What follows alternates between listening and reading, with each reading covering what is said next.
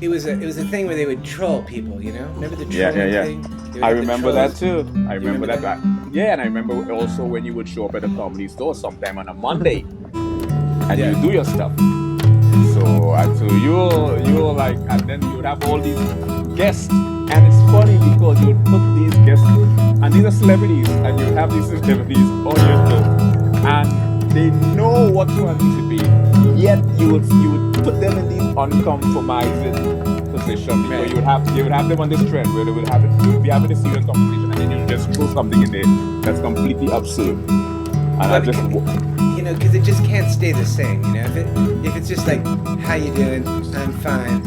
What was yesterday? Like, oh, it wasn't bad. You know, if there's no like, you know, dramatic, you know, turbulence, no, you know, wild waters. You know, you're not gonna have that the gripping. You know, you're not gonna be able to grip your seat. You know.